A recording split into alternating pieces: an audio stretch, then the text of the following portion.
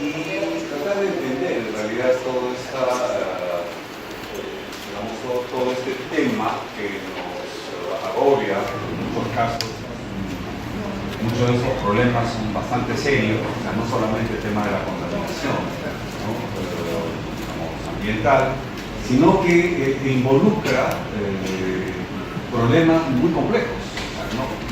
Bien, es cierto, uno puede decir, ok, un problema ambiental le corresponde pues al Ministerio del Ambiente que solucione el problema, ¿no? Como un problema de agronomía o de agricultura, el Ministerio de Agricultura, una de pesquería, y tenemos los sectores que deberían enfocar. Pero el problema ambiental no es un problema de un solo sector. Por lo menos quiero ser enfático en eso. Y ustedes que son de la especialidad de ingeniería ambiental, por el amor de Dios, no piensen que es un tema unidireccional. Es decir, ambiente, yo soy el especialista en ambiente y yo voy a solucionar el problema. No. Solamente para ponerles un ejemplo. La minería informal, la minería ilegal. Es cierto, si nosotros vamos a Madre de Dios encontramos que han deforestado, que han sacado los suelos y ya extrajeron el oro y han dejado ese sitio bastante impactado, ¿no? Y el impacto es físico, biológico y un impacto químico, ¿no? Que es más o menos, digamos, la teoría por la cual hemos transitado para definir la degradación del ambiente. Bueno, pero cuando nosotros tratamos de ver cuáles son las causas, porque si no vamos a las causas no vamos a solucionar el problema.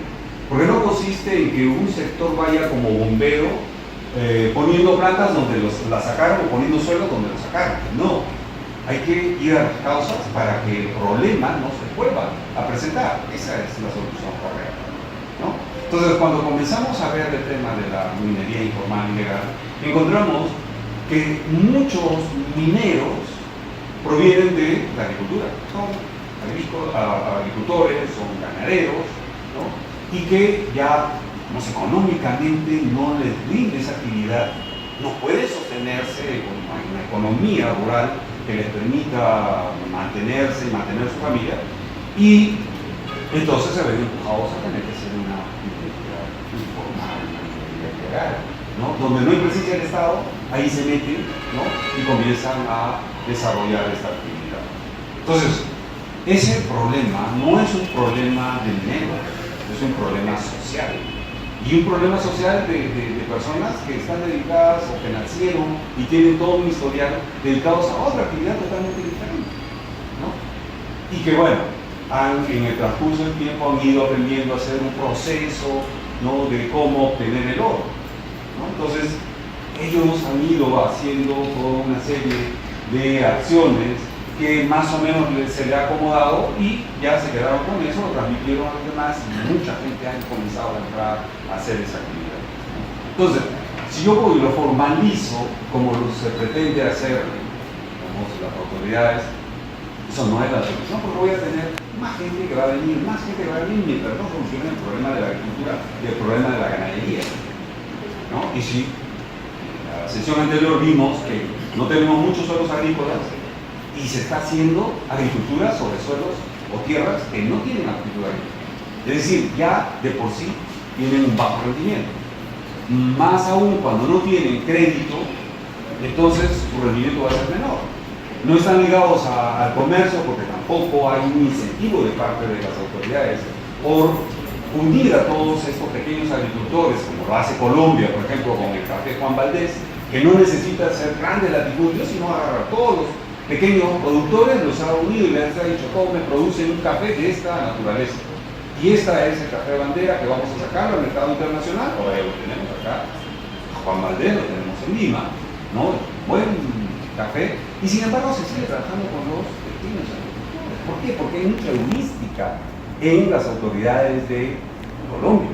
Hay mucha creatividad, cosa que a nosotros nos cuesta trabajo imaginarnos formas de organización que puedan ayudar a solucionar el problema. Entonces, los problemas ambientales, vuelvo a decir, son problemas muy complejos, ¿no? Muchos de ellos tienen una alta complejidad que no puede ser solucionado simplemente por un especialista. Requiere un pool de especialistas que aborden el tema y que a partir de eso se puedan dar las soluciones, ¿no? Entonces, Con este preámbulo vamos a ir conversando en todos los temas y vamos a ir descubriendo cuáles son más complejos, cuáles. ¿Estamos? Sí. Entonces, la sesión anterior hablábamos de los ecosistemas, ¿sí? Entonces, ¿qué mejor haber abordado los ecosistemas para decir, bueno, ahora cuando ya estamos con una población que ha crecido, con una necesidad de utilizar más recursos naturales, entonces ya estamos haciendo daño al ecosistema, ¿no? O sea, el ecosistema es el que comienza a ser, digamos, afectado. No es tan solo el recurso, porque ahora el recurso puede agotarse, pero no era, cuando el enfoque que hicimos en la sesión anterior era que los recursos eran parte, componentes estructurales o funcionales de un ecosistema. Si se agota, ya se ha afectado el ecosistema. Entonces el ecosistema comienza a entrar en un proceso de degradación, ¿no es cierto? O sea, ya no podía ser el enfoque solamente de recurso, es el enfoque de ecosistema. Entonces nos dice, ok, sí, pues cuando ya la población ha crecido, cuando se ha hecho un uso intensivo de los recursos naturales, se afecta a los ecosistemas y evidentemente los recursos que se han utilizado. Los bosques, siempre trabajamos con los bosques, digamos, estos ecosistemas tienden a la mayor complejidad. Todo sistema busca la mayor complejidad, ¿no? Un poco por teoría y un poco también por la experiencia. Los bosques tropicales son mucho más complejos que un bosque del hemisferio norte, ¿no? Los bosques tropicales húmedos de nuestra Amazonía tienen una diversidad florística que la hace posible que el bosque pueda mantenerse a pesar de que puedan sucederse algunos eventos como incendios, como sequías, ¿no? O plagas, etc. Siempre ese sistema va a seguir funcionando. En cambio, un ecosistema o un bosque homogéneo, como lo tenemos en el hemisferio norte, si llega una plaga, arrasa con ello. Si hay un incendio, arrasa con todo, ¿no? ¿Por qué? Porque hay pocas especies que no se diferencian mucho entre ellos, ¿no? Entonces, la desaparición de los bosques en nuestro país es mucho más, digamos, drástico, porque hay una gran cantidad de especies que comienzan a ser afectadas y los bosques evidentemente son mucho más. Ahora, a todos los problemas naturales y a los problemas sociales, que sería cómo el hombre está interviniendo para poder apropiarse de los recursos naturales y de una u otra manera está afectando al ecosistema, se le debe de adicionar el hecho de incorporar sustancias químicas. Si ustedes comienzan a observar, la evolución de los bosques está acorde con las leyes naturales, con esa inteligencia de la naturaleza que lo ha ido formando, ¿no es cierto? Pero el hombre viene y crea los fluorocarbonos, el DDT, el aldrin, el dieldrin, y eso no está en la naturaleza. Nunca hubo en la naturaleza un lugar donde se generara esas sustancias químicas, ¿no? Entonces eso no está en la memoria de la naturaleza, ¿no? Y los microorganismos que podrían haber intervenido para desdoblar, porque la idea de un ecosistema es que se crean sustancias complejas y después tienen que degradarse, ¿no? Ya por ecología lo sabemos, ¿no? Que hay una cadena de apacentamiento y una cadena de degradación, ¿no? Para que el ecosistema siga funcionando. Entonces, si nosotros incorporamos sustancias químicas que no son biodegradables, sustancias químicas que no están en la memoria de la naturaleza, entonces simplemente se quedan ahí, porque no hay nadie que las desdoble. Y lo curioso es que muchos microorganismos tratan de desdoblar, por ejemplo, al aldrin, que es una sustancia química producida en laboratorio, que lo utilizamos en la agricultura. Pero cuando tratan de desdoblarlas, volverlas a sus formas elementales, lo que hace es producir una sustancia mucho más compleja y mucho más difícil de ser biodegradable, ¿no? Entonces la tenemos mucho más tiempo ahí y ya comienza el problema de la contaminación, ¿no? Entonces, ahora, nosotros utilizamos muchas cosas que el producto de la industria y muchas de las sustancias que nosotros tenemos son sustancias que se han inventado en laboratorio, ¿no? Y que son útiles, ¿no? De hecho, el objetivo, digamos, de los laboratorios es obtener siempre sustancias que tengan un objetivo, por ejemplo, los pesticidas, ¿no? El problema ahora desde el punto de vista y bueno, los ecosistemas entonces, con los efectos naturales, con los efectos antrópicos, con esta incorporación de sustancias químicas, comienzan a ser mucho más vulnerables y se destruyen y comienzan a generar problemas de erosión. Cuando hablo de erosión, aquí debemos de enfocar digamos, dos tipos de erosión. Una erosión natural, que es la erosión del ecosistema en su parte física, ¿no? Nosotros tenemos la cordillera de los Andes, pero nunca debemos de entender que esa cordillera de los Andes estuvo desde el inicio de la historia de la geología en este continente, o subcontinente. En realidad, esa es una geoestructura mucho más reciente. Anteriormente teníamos la cordillera ercínica, ¿no? La cordillera del mar. Estas cordilleras desaparecieron, porque ese es el juego de la naturaleza de la geomorfología: construir y destruir, construir y destruir, construir y destruir. Claro, en una escala geológica mucho más grande, nosotros no podríamos ver todo ese proceso. Pero allí ocurre un proceso de erosión, un proceso degradativo propio de la naturaleza, ¿no? La naturaleza tiene su mecanismo. Si nosotros intervenimos mal, aceleramos ese proceso, ¿no? Por eso es que ahora vemos huaicos, ¿no?, que se han acelerado. Si nosotros nos vamos y le preguntamos a la gente de San Ramón o Chanaqui, le decimos: cuando ustedes recién llegaron, ¿había procesos erosivos? Y ellos decían: no, nunca había procesos erosivos, todo era un vergel, un paraíso, ¿no? Pero desde el momento en que la gente comenzó a cambiar el bosque por la agricultura, ¿no?, y a meterse a las cimas de las colinas y montañas, comenzó a desestabilizar esos ecosistemas y comenzaron a generarse todos los procesos de geodinámica externa, ¿no? Entonces, lo que ha hecho el hombre es acelerar un proceso que la naturaleza lo hacía, pero muy lentamente, ¿no? Entonces, fíjense, hay un problema de erosión. Y el otro tema de erosión es que el ecosistema avanzó a la complejidad. O sea, nosotros intervenimos y lo que queremos es la papa guayno y no queremos todas las variedades de papa. Queremos el maíz, qué sé yo, bueno, blanco de Urubamba, por poner el ejemplo, pero no queremos la otra diversidad, ¿no? Entonces el mercado nos pide una variedad. Entonces comenzamos a relegar a todas las otras variedades. Ahí comienza un problema de erosión, ¿no? Además de todo lo que se nos pierde. La sesión anterior hablábamos también de la pérdida de material genético que ha salido fuera del país, ¿no? Entonces, hay un tema de erosión, ¿no?, cuando estos ecosistemas se hacen más vulnerables. Ahora, estos factores van a generar pues alteración de la calidad del hábitat, ¿no? O sea, los colonos deforestan, ¿no?, hacen el proceso de tala, tumba y quema, ese proceso que lo hacen siempre cuando se interviene a la selva, y lo primero que huyen son la fauna silvestre. Entonces obviamente no se van a quedar ahí, ¿no? Entonces se van alejando y nosotros modificamos ese hábitat, ¿no? Antes podíamos tener al venado, podíamos tener al otoromo, podíamos tener al pitincho, podíamos tener a todas las especies que nos rodeaban a la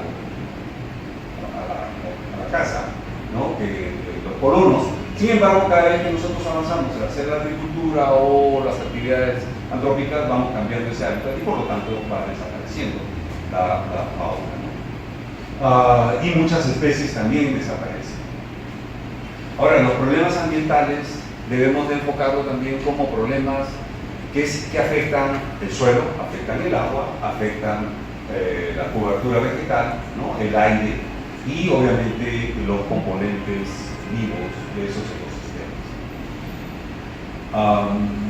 Fíjese, si no hacemos un esfuerzo para leer el último párrafo, y para mí eso es clave, ¿no? Dice: en nuestros días el principal factor de deterioro ambiental es la actividad no planificada del ser humano. De hecho, nosotros vamos a un ecosistema, no sabemos si el ecosistema es frágil y simplemente tratamos de desarrollar las actividades que estamos acostumbrados a hacer. No estamos planificando cómo intervenir en cada uno de los ecosistemas. No todos los ecosistemas tienen la misma resiliencia. Hablamos de resiliencia en la sesión anterior, ¿verdad? Entonces, hay ambientes que tienen una alta resiliencia, entonces sí podemos intervenir y podemos modificar y el sistema sigue funcionando, ¿no? Pero hay otros que no, simplemente pueden desaparecer, ¿no? Por ejemplo, toda la agricultura enladera, ¿no? Técnicamente no deberíamos hacer la agricultura más allá de los 20 grados. Sin embargo, vamos a San Ramón y la agricultura se hace más allá de 100% dependiente de la madera, ¿no? Entonces, ahí estamos forzando una situación, ¿no? Pero es el producto de que no se ha planificado. Los responsables de la planificación del territorio no están haciendo su trabajo como debería de ser. Entonces, van primero, los colonos van primero, los mineros, ¿no?, que son expulsados de sus zonas agrícolas que ya no les da sostenibilidad, y simplemente ellos van delante, ¿no?, y las autoridades tratan de remediar las cosas después, cosa que a veces no se puede hacer, ¿no? Madre de Dios es una de ellas. O sea, ¿cuánto dinero le va a costar al Estado remediar todos esos problemas en Puerto Maldonado, ¿no?, en toda la zona de Madre de Dios? ¿Cuánto dinero le va a costar remediar la zona de Puno, la Rinconada, ¿no?, donde están destruyendo grandes pastizales, áreas agrícolas, áreas de pasturas que podían dar sostenibilidad a la actividad alpaquera, ¿no? Sin embargo, todo eso se está destruyendo y muchos de ellos están quedando con problemas de contaminación por el tema del mercurio. Ahora fíjese, si nosotros comenzamos a ver los problemas ambientales, los podríamos agrupar por su origen, por su escala geográfica, según el tiempo de permanencia o de ocurrencia del problema y según el sistema económico donde se genera, ¿no? Entonces podríamos tener por su origen si son naturales, ¿no?, si son humanos, si son urbanos o suceden en las zonas urbanas o se sucede en las zonas rurales. En las zonas naturales, ahí tienen ustedes, por ejemplo, el volcán que está emitiendo, ¿no?, ha entrado en actividad, y eso el año pasado lo hemos visto, ¿no?, el Anak Krakatoa, ¿leyeron?, ¿no?, cómo se activó, ¿no?, el terremoto en Indonesia, que también generó un tsunami, el volcán del fuego en Guatemala, que también generó problemas en Guatemala. Son cosas naturales, ¿no?, son fuerzas mucho más allá de las que nosotros tenemos, pero que generan problemas ambientales. O sea, si tenemos el mismo Sabancaya, ¿no?, cuando entra en actividad, la cantidad de gases que emite, la cantidad de partículas que se emiten son bastante grandes, que se tiene que dejar de pasar por esa zona porque la visibilidad para los aviones se ve obstaculizada. De origen antrópico son todos los problemas que se generan por acción del hombre, ¿no?, ya sea la utilización de sustancias químicas o temperaturas más altas en lugares donde no es conveniente, ¿no?, o por ejemplo la explosión de Fukuyama, ¿no?, un reactor en donde explotó y generó un problema bastante serio, ¿no?, o la pérdida de mercurio, que hasta ahora los pescadores que seguían utilizando los peces y no sabían que estaban contaminados con mercurio, han tenido problemas de salud y deformaciones genéticas, ¿no? Entonces, eso es atribuible a las actividades humanas. En las zonas urbanas, eso es evidente, ¿no? Ahora, en este cambio de gobierno municipal, lo primero que hemos tenido recién sólidos por todas partes, ¿no? Emergencia ambiental en Villa María, emergencia ambiental en Señor Miraflores, ¿no?, este problema en dependencia con la postura de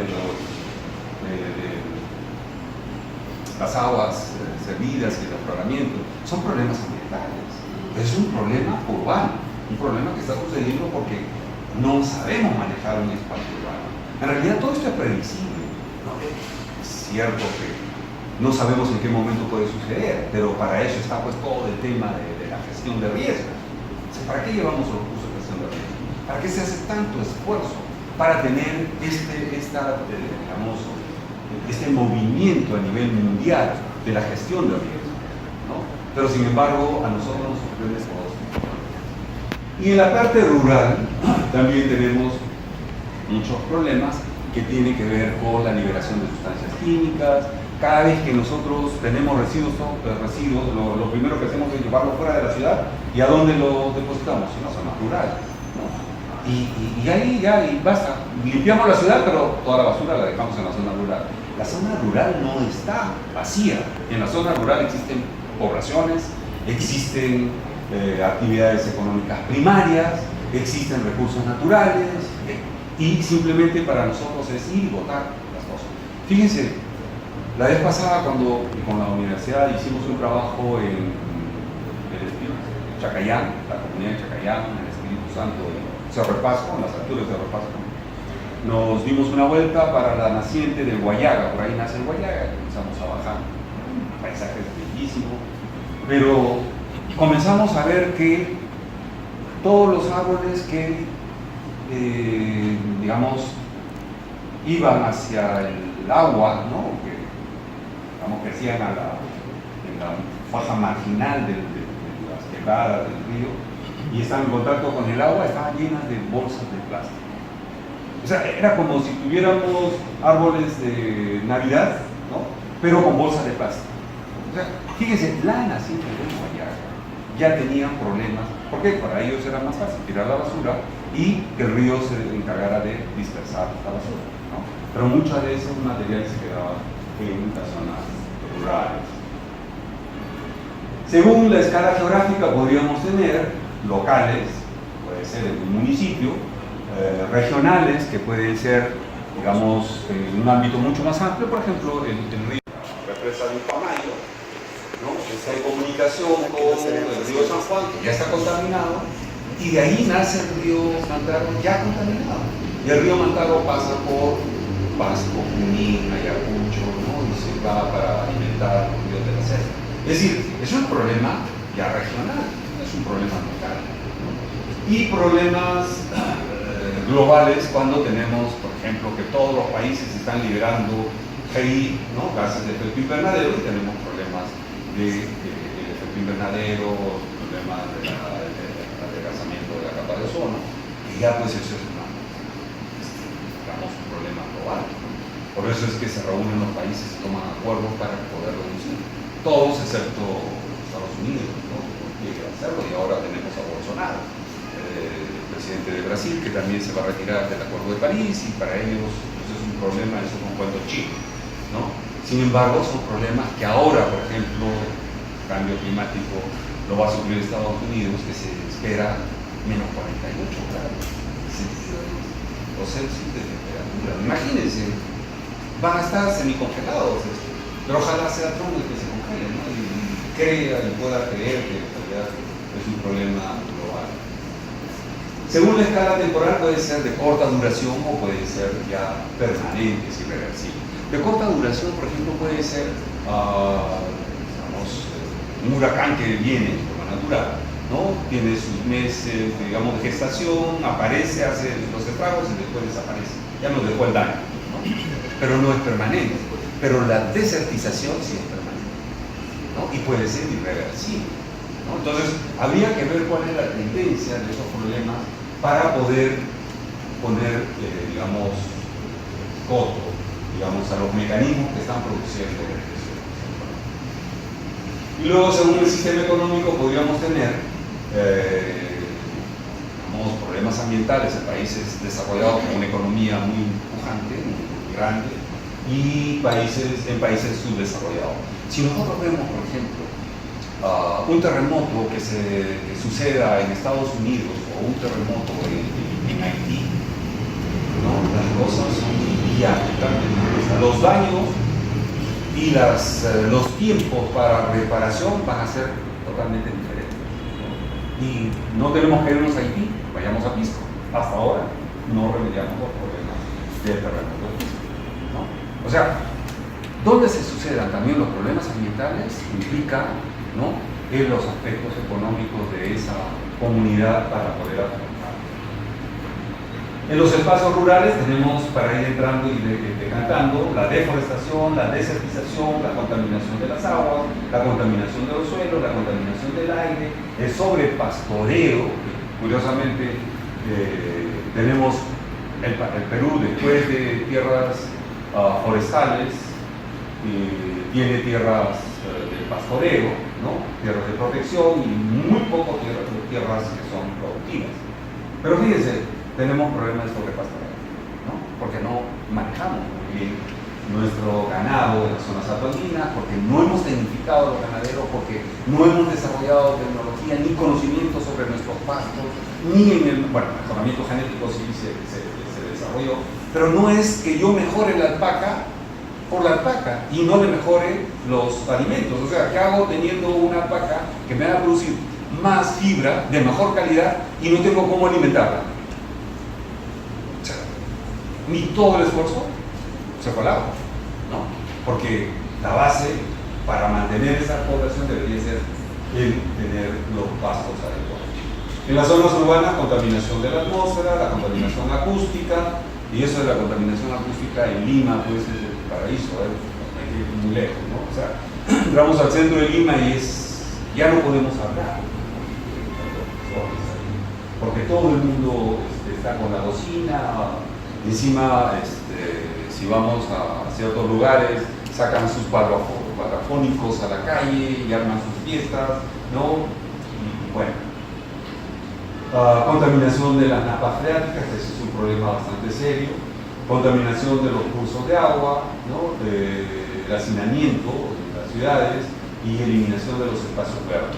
Si ustedes ven todas las críticas que se han hecho en la ampliación de Benavides, la avenida Benavides, ¿cuál es? Salverde también creo, en las cuales todo lo que eran áreas verdes, y creo que aquí al frente, sin ir muy lejos, están reduciendo para ampliar las pistas, ¿no? Para tanto auto que ya necesitamos pistas más amplias. Entonces lo que hacemos es quitarle las áreas verdes. ¿Cuánto de áreas verdes tiene Lima per cápita? 4 metros cuadrados per cápita. ¿Cuánto nos dice la Autoridad Ambiental Mundial? 7 o 9. O sea, estamos por debajo. Y todavía encima nos quita más área verde, ¿no? Tenemos un problema bastante serio. Siguiente. Bueno, los problemas que nosotros, o las causas que podríamos estar enumerando para entender, digamos, los problemas ambientales serían los desastres naturales, el despilfarro de los recursos naturales, el deterioro de los suelos productivos, la minería ilegal, el uso masivo de los combustibles fósiles, petróleo, carbón, gas natural, en actividades productivas y de transporte, la adoración del automóvil, ¿no? Como objeto privilegiado en la transportación y signo de privilegio. Ahora todo el mundo, pues, bueno, en Lima ya nos vemos obligados a tener que tomar taxi, porque si no, no llegamos a la hora, ¿no? Pero también si ustedes se ponen en una esquina y ustedes comienzan a ver cuántas personas hay en un auto, ustedes van a encontrar que hay una alta proporcionalidad de un individuo en un auto, cosa que no sucede en otros países desarrollados, donde hay más individuos por unidad motorizada, ¿no? Entonces, están baratos los autos, el mercado está que nos vende los autos y hay feria de autos por todos lados y nos dan facilidades, los bancos están que nos prestan dinero para poder adquirir estas unidades y bueno, el resultado es que tenemos un pool de autos bastante alto, ¿no? Ok. Luego, que tenemos el sobreconsumo de los países y grupos sociales más ricos. Fíjense, cuando ustedes vayan a hacer su maestría o su doctorado en Estados Unidos, en Canadá, salen a la semana a hacer el supermercado y vienen con los carritos llenos y ustedes ven al fin de semana muchos de los alimentos que no lo han consumido están en la basura. Si nosotros comenzamos a ver esos alimentos, en realidad, ¿cuánto costó? No digo el precio, porque eso lo ha pagado quien lo compró, sino a la naturaleza, producir, ¿no? ¿Cuánto de agua? ¿Cuál es la huella de agua? ¿Cuál es la huella de carbono? Y en realidad, muchos de esos alimentos que no han sido consumidos están generando un problema ambiental, ¿no? Es el sobreuso de los recursos naturales para darle todas estas facilidades a un mundo que tiene mucha capacidad adquisitiva, pero que no sabe manejar, ¿no? Esos productos que en muchos lugares no escasean, ¿no? Ahora, con eso no quiero decir que uno debe dejar de consumir para mandar a Bangladesh o a Tanzania o a Abisinia, donde la gente no tiene que comer y darle de comer.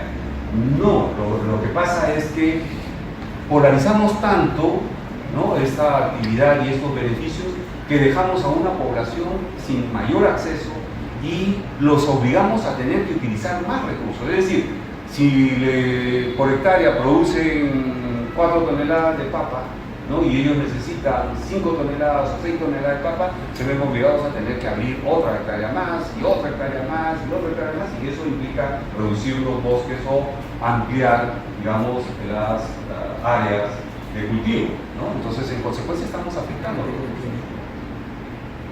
El manejo inadecuado de los desechos sólidos, ¿no? Ustedes han visto, ya tenemos la ley de residuos sólidos en el Perú, pero a nivel mundial, o sea, se habla de que tenemos una cantidad de residuos sólidos en el mar que equivale al área de un continente, ¿no? O sea, es tanta cantidad de residuos sólidos que no son degradados y que simplemente lo desechamos y que están ahí circulando, ¿no?, en el mar y acumulándose en algunos de esos lugares. La deforestación, y eso es un problema bastante serio que siempre están hablando, y la mirada está en toda la zona tropical, ¿no?, Brasil, Perú, Indonesia. Hay una deforestación porque hay mucha gente que está haciendo actividad agrícola, ¿no? Pero también hay mucha deforestación para la producción de palmeras ligeras, aceite para la industria o para el biodiesel, ¿no? Entonces, deforestamos y hacemos esta actividad que obviamente tiene un rédito económico bastante alto. El uso y la liberación de productos sintéticos y el FI, ¿no?, los gases de efecto invernadero, y sobre todo la sobrepoblación. Entonces, fíjense ahí, podemos ver ilustración del problema a nivel global, ¿no?, el efecto invernadero. Cuando ustedes lleven cursos de contaminación del aire van a ver a mucho más detalle, ¿no? Pero eso es un problema bastante serio. Fíjense, un colega que fue a hacer su maestría, su doctorado en Nueva Zelanda, me decía, allá en Nueva Zelanda se tiene un hueco de la capa de ozono y la incidencia de cáncer a la piel es bastante alta, ¿no? O sea, habían encontrado una relación entre el adelgazamiento de la capa de ozono y el cáncer que sufría la población de Nueva Zelanda. Bueno, un problema que seguramente no es exclusivamente en Nueva Zelanda, porque no es ella la que está emitiendo todo eso. Es cierto que tienen alta cantidad de ganado, y sabemos que el ganado expulsa metano, y el metano también hace su efecto en la contaminación ambiental, pero hay muchos otros gases invernaderos que vienen de otras partes y que está circulando a nivel del planeta. En esa lámina de la derecha superior, ustedes ven, ahí está Buenos Aires y Montevideo, esa es el Río de la Plata, o el estuario, depende de cómo lo clasifiquen los autores, pero la alta contaminación que existe en ese lugar, ¿no? Entonces ya son 2 países que están involucrados, no solamente 2, 3 países, porque Paraguay también interviene en sus desechos, y todo eso va a toda esa zona, ¿no? Entonces tenemos un problema regional que no es exclusividad de Argentina, tampoco es exclusividad de Buenos Aires, ¿no? De Uruguay. La lámina que está debajo, Madre de Dios, ¿no? Pues ustedes pueden ver lo que fue un bosque verde, ¿no?, un bosque complejo, y todo, miren lo que queda del bosque, ¿no?, que ya es más local, ¿no? Y tienen ustedes los desechos urbanos en la ciudad de Belén, ¿no? Prácticamente los niños nadan encima de toda esa basura que se acumula en la zona. Tienen debajo la acumulación de los restos sólidos en las zonas urbanas, y es un problema más complejo, más pequeño, ¿no? Y diríamos todavía sí, la complejidad subsiste ahí, porque es problema cultural, ¿sí? Problema de la educación, la instrucción de toda la población, ¿no? Es problema de la organización, es un problema político, ¿no? De recursos, etc. O sea, no es un problema simplemente de residuos sólidos como podría verse, es un problema que requiere incluso de un trabajo mucho más eficiente en la población que en la administración, ¿no? Porque es la población la que le limpian eso y al día siguiente nuevamente está la basura, ¿no? Y no se acostumbra a hacer la segregación en la fuente, ¿no? Que deberíamos hacerlo, ¿no? Es decir, separar cartones, separar material orgánico, los vidrios, etc., de tal manera que cada uno de ellos podría ser reciclado, ¿no? Pero nos cuesta trabajo. Y en las zonas rurales, ¿no? Donde muchas veces van los camiones, lo tiran al río, como nadie lo ve, tiran al río los desechos y ya está, limpiamos la ciudad, pero lo dejamos pues en las zonas rurales. Y eso para ilustrar la abajo. Fíjense, ¿dónde se origina la niebla? ¿Dónde se originó la niebla? En el mar, ¿no? Y el hombre termina por contaminar el ambiente que le dio vida. Pero bueno, algún día tendremos conciencia de eso. Ingeniero, sí, un comentario sobre el tema de la contaminación minera. Siempre se hace mención a la minería ilegal. Quería hacer un comentario sobre el tema de la contaminación minera. Mucho se menciona a la minería ilegal, pero realmente nos olvidamos que la minería formal también contamina y contamina más.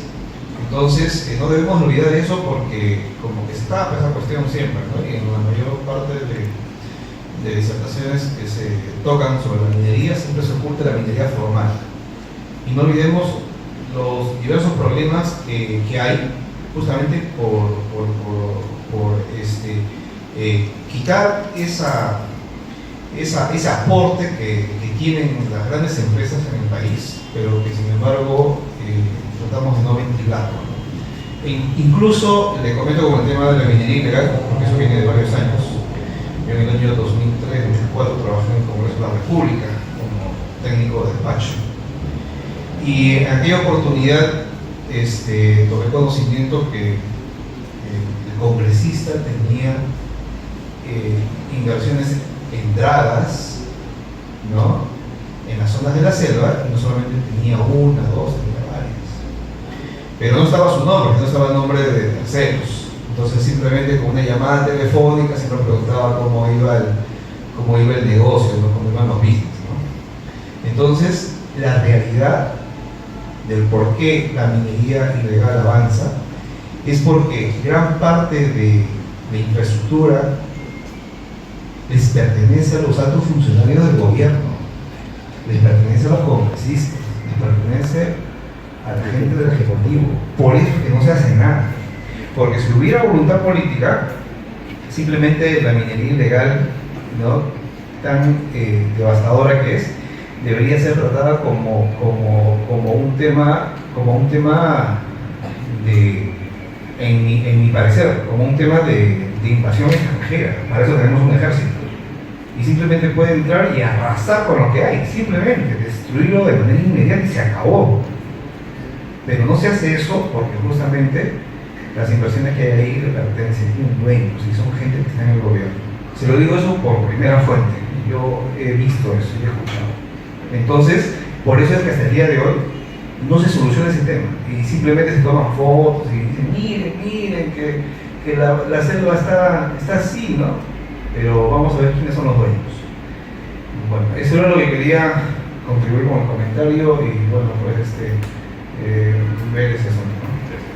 Sí, gracias, sí, no, y le doy toda la razón. En realidad, no es que no se quiera ver la minería formal, por lo menos yo sí lo toco y he estado también en los lugares donde supuestamente la minería, lo que acaba de pasar en Brasil, ya sucedió en nuestro país, ya ha sucedido en nuestro país, con la minería formal, en masa, la minería masa de Aguabamba, por ejemplo, se desbarrancó todo el relave minero y arrasó, cambió la fisiografía del país.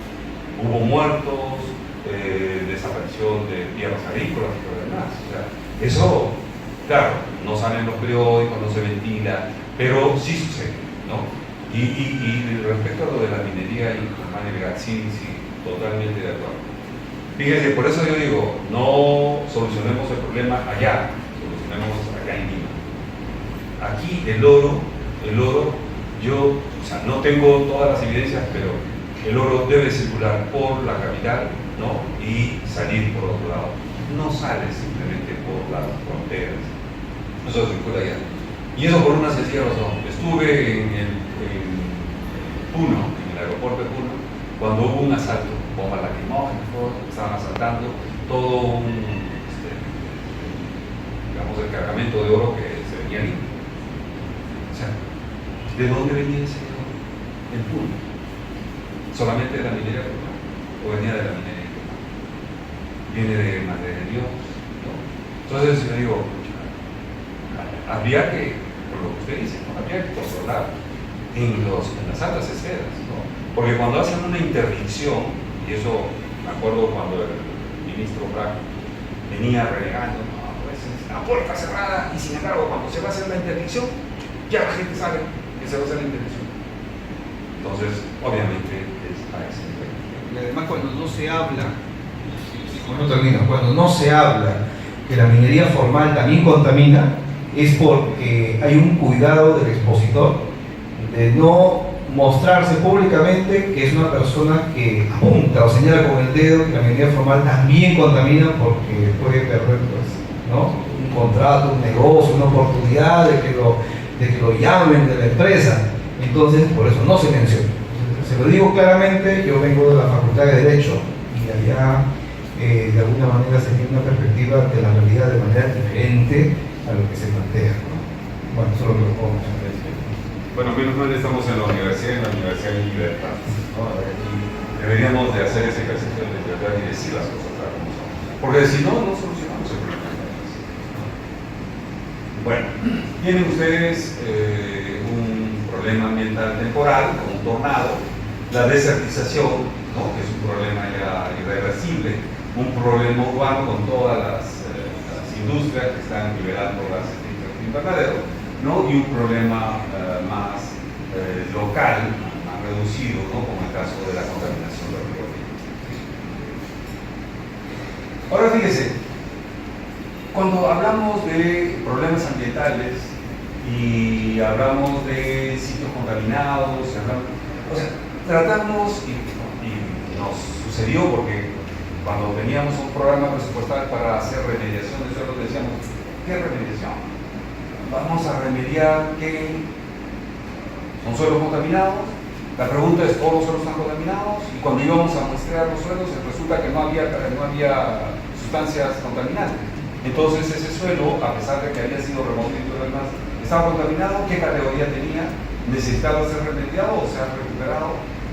Hay una serie de conceptos que no lo encontrábamos en la normativa, o en la normativa los conceptos no estaban muy aislados, y tratamos de entender esto, ¿no? Un área degradada, si ustedes ven, el área degradada es toda un área en donde puede suceder un problema de acumulación de sustancias químicas, ¿no? Y por lo tanto ese sitio, ese espacio, debe de ser considerado como sitio contaminado, ¿no?, por las sustancias.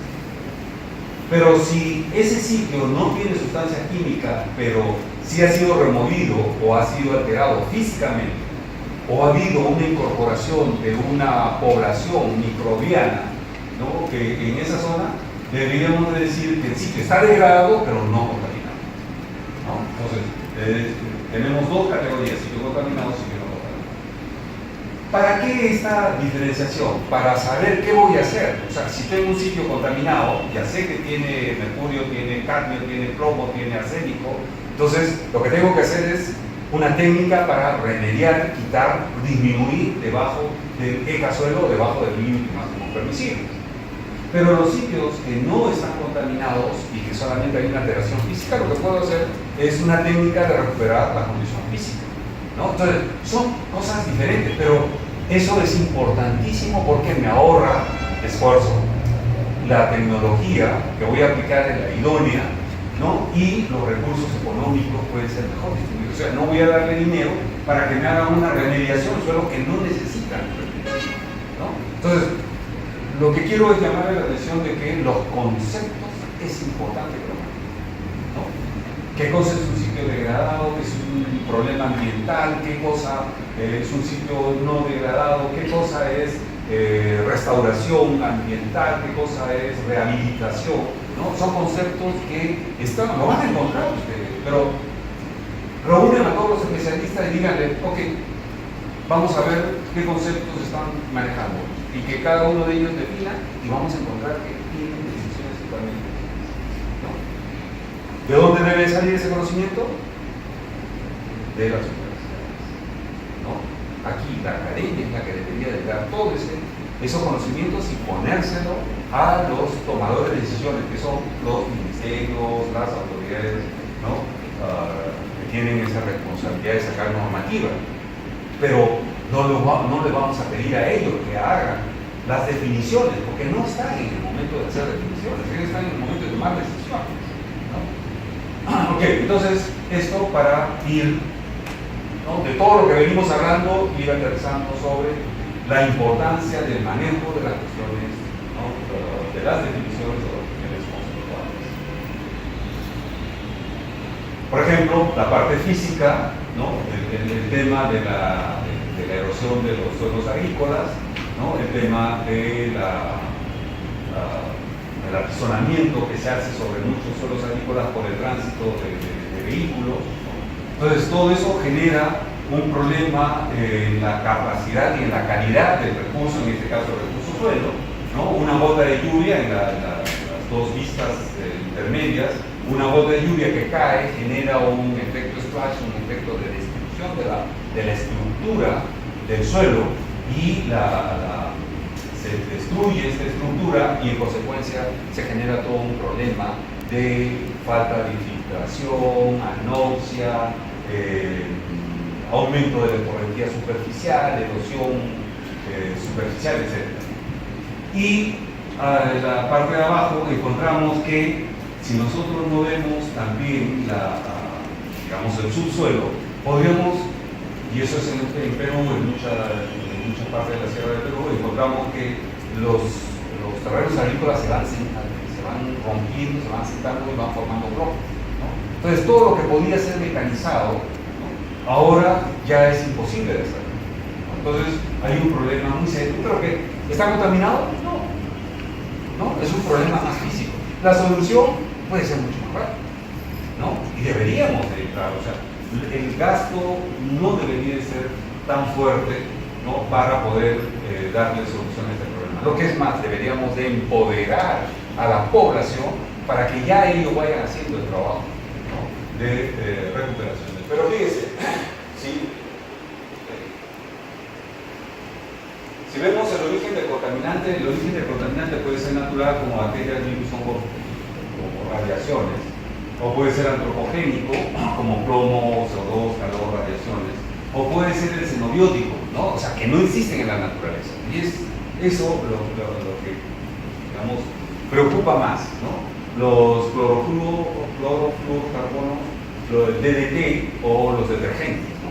Para poner algunos ejemplos, porque hay una lista más grande, que a nivel internacional, en Estocolmo, ¿no?, la reunión que se hace en Estocolmo, van siempre, los países van diciendo, oye, ¿sabes qué? Yo tengo un problema con una sustancia química, ¿no?, con una sustancia química, y esa sustancia química necesito que la investigue porque está generando problemas ambientales, problemas de salud, etc. Entonces, a nivel internacional se discute y luego se dice, bueno, ok, aceptamos que esta sustancia ahora debe ser prohibida internacionalmente, ¿no? Y sacan el anuncio y todos los firmantes deben de aplicarlos en sus países, ¿no?, porque es, digamos, un acuerdo vinculante, ¿no? Un acuerdo donde todos los que firmaron están obligados a aceptarlos y a implementarlos en sus países, ¿no? Entonces, esto es importante porque a partir de eso el Perú tiene que verse obligado a estar constantemente revisando, ¿no? Y teniendo un personal que no solamente vaya a pasearse a Ginebra, sino que vaya y participe eficientemente, ¿no? De todas esas reuniones para traer ese conocimiento y aplicarlo en su país. ¿Sí? Ahora fíjense, gases de efecto invernadero. Esto, si ustedes ven la cantidad de la energía utilizada en cada uno de los sectores, el transporte, electricidad, quema de combustibles, industria, emisiones destructivas, procesos industriales, agricultura, residuos, ¿no? Y todos ellos contribuyen a la liberación de CO2, ¿no? Que es prácticamente el 77% de los gases liberados, ¿no? Pero también tienen los fluorocarbonos, ¿no? Los componentes azufrados, tienen el metano, ¿no? Tienen el óxido nitroso, que son liberados. Pero si ustedes ven, todas esas actividades son parte del desarrollo de las sociedades desarrolladas, ¿no? Entonces, quieras o no, nos vemos involucrados a eso. Entonces, ¿qué tiene que hacer el ingeniero ambiental? Prever, ¿cierto? Entonces, debemos de desarrollar cada vez más tecnología en las cuales se utilicen menos de estas sustancias que sean liberadoras de gases de efecto invernadero. Si ustedes ven la gasolina, ahora ya no tenemos gasolina con plomo, ¿no? Se ha prohibido porque era un contaminante, etc. Pero eso es parte del desarrollo tecnológico. Pero, o sea, tenemos que seguir avanzando, ¿no? Porque no podemos quedarnos en la época, ¿no? A ver, el mundo está avanzando y tenemos que seguir avanzando, digamos, en ese desarrollo, pero de manera mucho más acorde con nuestros ecosistemas. Yo les pregunto, cada vez que ustedes van a comerse un emparedado de pipembos, ustedes se preguntan cuánto de metano se ha producido para que ustedes puedan tener ese emparedado. Si ustedes ven la película de 6 grados que cambió la historia del mundo del expresidente Al Gore de Estados Unidos, vicepresidente Al Gore, vean ustedes cómo se eleva 1 grado y hay una afectación 2 grados, 3 grados, hasta 6 grados, donde ya la Amazonía es pura arena, ¿no? Es obviamente una simulación, un modelo, modelos predictivos de lo que podría pasar. Pero ahí, por ejemplo, nos llama la atención porque nos dice, bueno, pues ustedes cuando se van a comer un emparedado, necesitan la carne de res, y para la carne de res necesitan hatos ganaderos. El ganado, ¿no? Es poligástrico y una de sus características es emitir metano. Sí, cada vez que deja su torta se libera metano también, ¿no? Entonces, ya tener hatos ganaderos muy grandes ya es un problema ambiental, ¿no? Ustedes producen, ya, para el emparedado necesitan el pan. Bueno, para el pan que necesitan el trigo, y para el trigo necesitan maquinaria, ¿no? ¿Y cuánto de maquinaria, cuánto de, digamos, de energía se utilizó para extraer el mineral y generar el tractor, los aperos, etc.? O sea, ellos van contabilizando todo eso y al final, pues cada emparedado, ¿no? Que nos gusta tanto y nos soluciona el problema a veces, estamos contribuyendo a la liberación de muchos de estos gases. Por eso es que algunos ambientalistas dicen, mira, pero si nosotros llevamos una vida no tan, digamos, ostensiva en el gasto de cosas que no son demasiado, digamos, involucran demasiado gasto a la naturaleza, nosotros podríamos contribuir también a que haya menos problemas ambientales, ¿no? Pero muchas veces no sucede así, ¿no? Nos meten por la televisión y nos capturan, ¿no? De que, oye, si tú no te comes un verbo, bueno, es fácil, ¿no? Si no estás en el Kentucky Fried Chicken, pues. Entonces, nos vemos obligados a seguir ese camino, ¿no? En donde de una u otra manera estamos contribuyendo con estos gases de efecto invernadero, con todos los problemas ambientales que se suceden en la naturaleza. Bueno, ahí un poco para que ustedes vean, ¿no? los gases y las actividades humanas que los generan. Por ejemplo, el CO2, ¿no? Combustible fósil, producción de cemento, cambio de uso del suelo,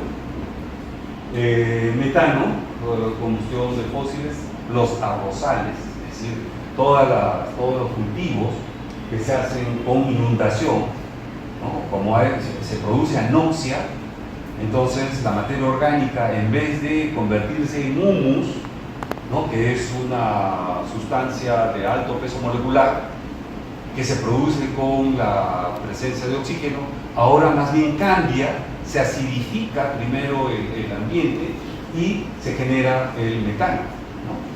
Y el metano se libera porque es un gas, ¿no? Entonces aumenta la presión en esas zonas de pantanos o en esas zonas saturadas de agua, y se libera el metano hacia la atmósfera, ¿no? Entonces, cuanto más crezca el cultivo de arroz, más de metano nosotros usamos. El óxido nitroso, ¿no? Fertilizantes, procesos de combustiones industriales.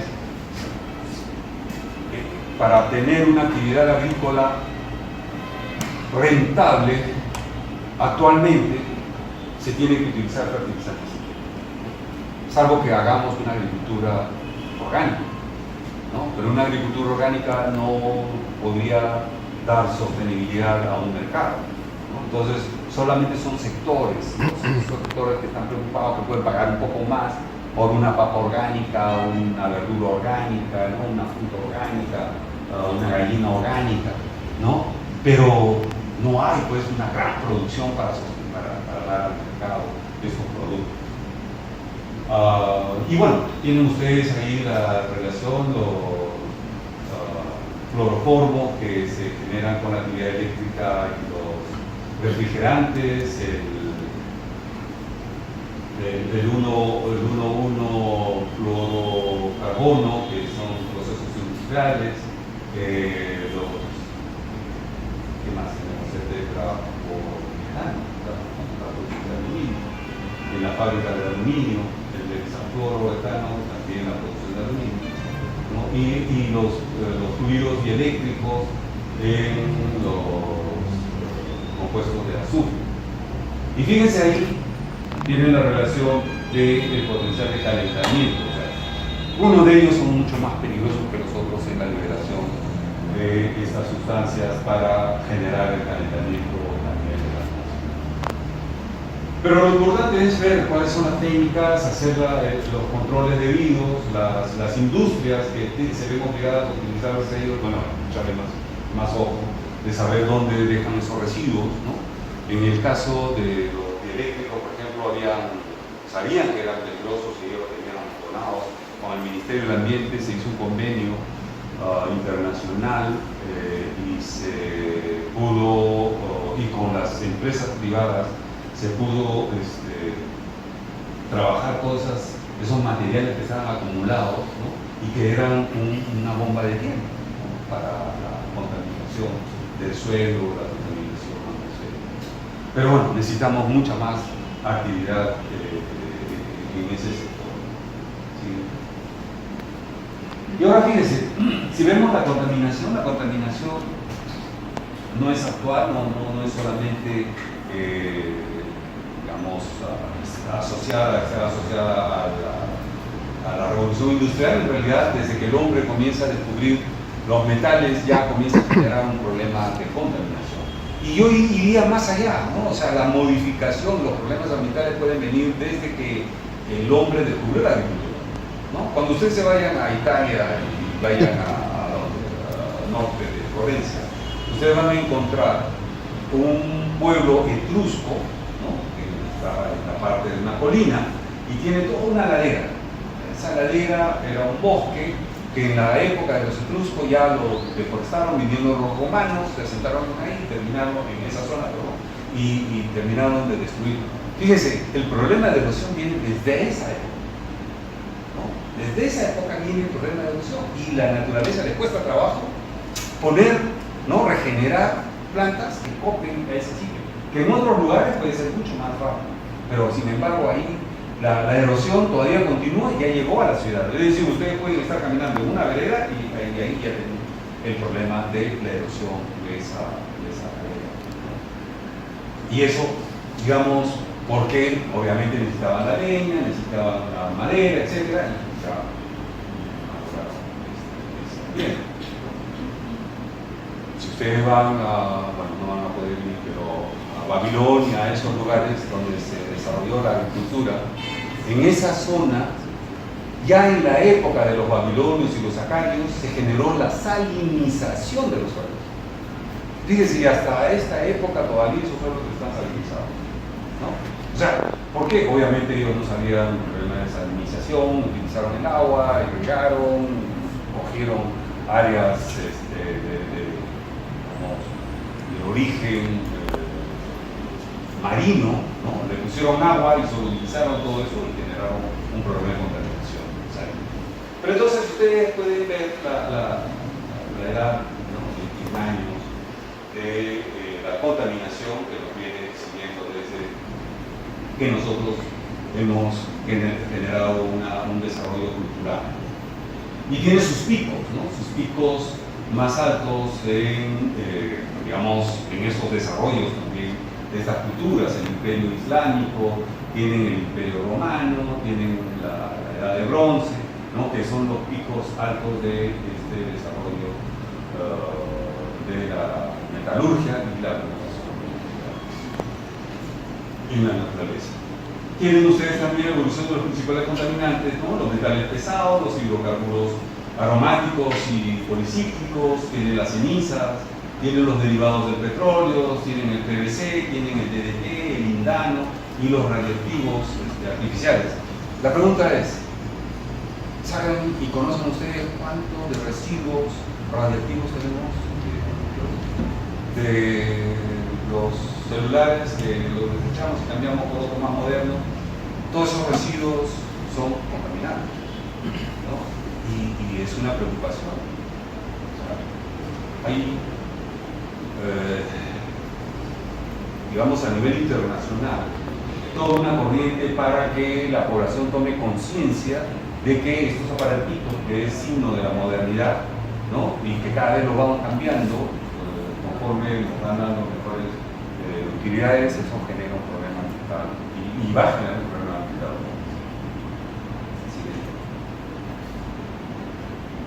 Ahora, vean ustedes a nivel mundial, ¿no? A nivel mundial nosotros tenemos problemas que se van focalizando, ¿no?, de la contaminación, ¿no?, contaminación por liberación de CO2, gases de invernadero, la destrucción de la capa de ozono por estas liberaciones, ¿no? Y evidentemente, si bien es cierto, esos focos son las que generan la liberación, las consecuencias es a nivel global, ¿no? Es decir, cuando en Canadá discutían por qué se nos está muriendo el maple, ¿conocen ustedes el maple?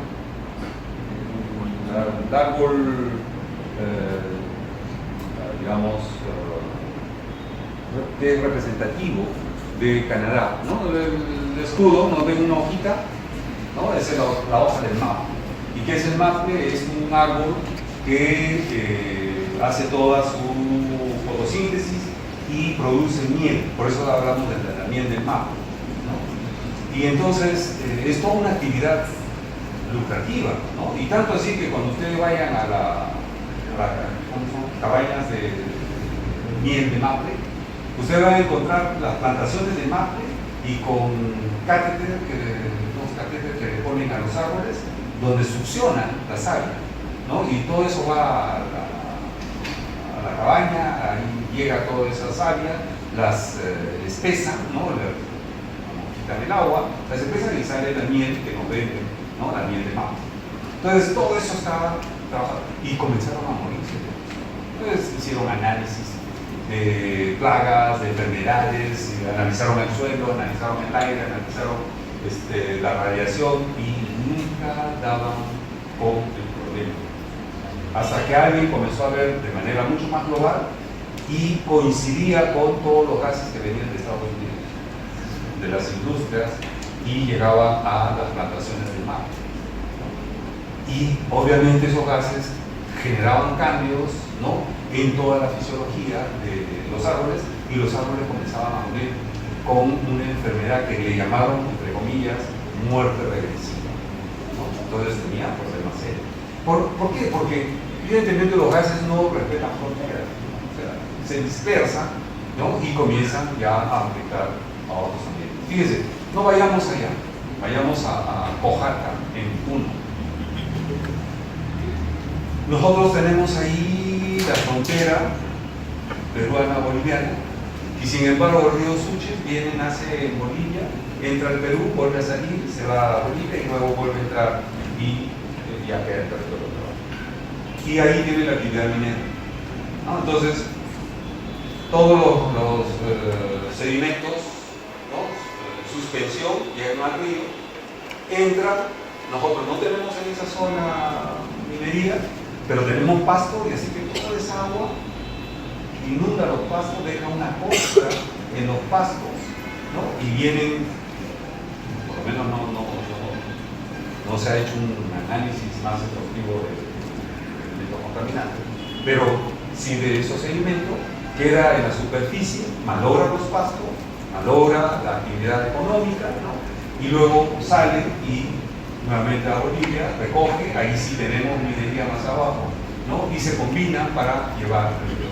Está contaminado, ¿no? Es decir, un problema de países limítrofes, ¿no?, que están siendo afectados por una actividad.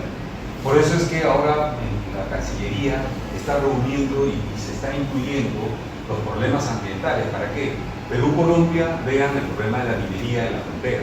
Perú-Ecuador vean también problemas en la frontera. ¿Por qué? Porque las cuencas hidrográficas no las compartimos. Entonces, si alguien está en la parte alta y hace minería, pues en la parte baja de otro país igual se va a suceder, ¿no? Se va a ver afectado. En Madre de Dios también, o sea, con Brasil un buen día nos van a decir, oye, bueno, ¿qué están haciendo? Porque Madre de Dios viene a la cuenca del río Madeira, entonces nos están mandando a contaminar. Y ese es un problema que se va sucediendo a nivel global. ¿Sí? Y bueno, ahí tenemos también problemas de los bosques tropicales en peligro, ¿no? En Brasil y la verdad, con Bolsonaro se espera cualquier cosa. Los gobiernos militares de derecha, ¿no?, en Brasil fueron los que propiciaron el ingreso hacia la Amazonía, porque ellos vivían más hacia Europa, ¿no?, hacia el Atlántico, y tenían la Amazonía atrás, ¿no? Entonces ellos dijeron, bueno, ¿qué hacemos con toda esta Amazonía? Es parte del territorio, entonces hay que mirar ahí. Entonces comenzaron a incentivar a la gente de poder para que entrara a la Amazonía, hiciera ganadería en la Amazonía, ¿no?, y daban crédito, daban ayuda. Hay toda una denuncia sobre eso, porque deforestan, queman y después meten al ganado, el ganado Brahma, el cebú, que incluso han desarrollado también parte de la ganadería para las condiciones locales, pero en muchos casos, en zonas frágiles, esa actividad no ha prosperado. Entonces se deforestó, se erosionó los suelos, malogró ese ecosistema, ¿no?, y no se obtuvo lo que realmente se quería, ¿no?, que hubiera más actividad pecuaria o más actividad ganadera. y tenemos una gran población que son los llamados tierras, ¿no? Gente que deambula por Brasil, por el nordeste, y que si ven un terreno baldío se meten ahí, ¿no? Viene la policía y lo sacan, eso está en los periódicos, ¿no? Lo sacan y ellos tienen que seguir andando hasta encontrar otro y se vuelven a meter. O sea, es un problema social, es un problema de una mirada totalmente diferente de lo que es la planificación de los espacios.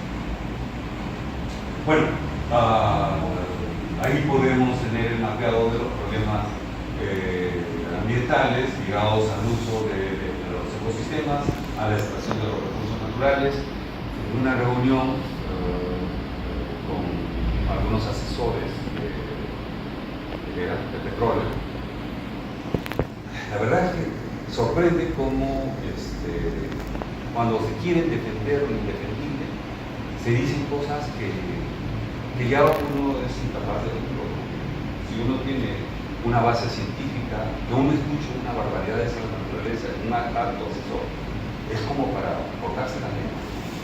¿Qué país estamos? Y decía, pero ¿cuál es el problema? Tenemos que hacer el sondeo, ¿no?, sísmico en el desierto. En el desierto no hay nada, es solamente arena. Pero les digo, ¿cómo que no hay nada?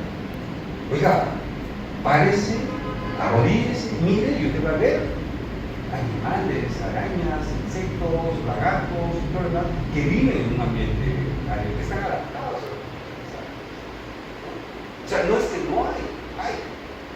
No, el mar es lo mismo, los peces están acá, pero cuando uno pone el sondeo y ellos se van, oiga, ¿dónde se reproducen? ¿Dónde están sus centros de reproducción de las almejas, de las conchas de abanico? Son sitios especiales, no es que ellos se vayan y se unen y dejan sus huevas en cualquier sitio, no, son sitios especiales. Si usted va y pone su sondeo, usted podría destruir, ¿no?, toda esa riqueza geológica que nosotros tenemos. Pero era increíble la forma como ellos defendían eso. Pero bueno, tienen ustedes a nivel de esta parte del mundo muchos de los problemas ambientales que también lo vamos a ver localizado en nuestro país. ¿Sí? Ahora, fíjense, aquí ya vemos, ¿no?, la minería informal y legal, pero es cierto, hemos escrito mucho sobre la minería informal y legal en estos últimos tiempos, ¿no?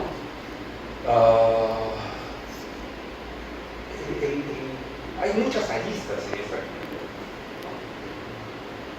¿no? Lo que nos llamaría más la atención es la destrucción de los ecosistemas, ya está ahí. Pero si nosotros vamos a la zona de Dios, ¿no?, nosotros vamos a encontrar que hay lugares donde ustedes no pueden entrar. ¿Por qué? Porque es dominio de los narcotraficantes, de trata de blancas,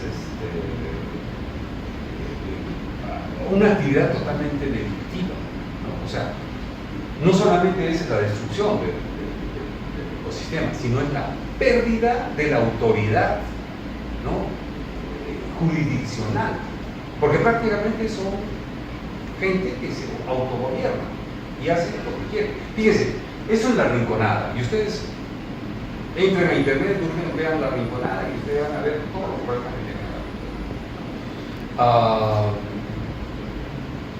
En Ayapata, un lugar donde tuvimos que ir a visitarlo porque la información que nos daban nos decía, pero ustedes vienen aquí a la parte baja, pero ya en la parte alta también tienen una cantidad de mineros. Y ahí está viniendo la contaminación. Y obviamente con imágenes satelitales no encontrábamos esos espacios. Entonces, bueno, ¿cómo hacemos eso? No, tiene que irse por el distrito de Ayapata y de ahí agarrar la carretera hasta el final de la carretera, porque ya no hay más carretera hasta donde llega la carretera, ahí usted se va, y de ahí usted tiene que caminar hacia adentro, a la selva, para poder encontrar a los mineros.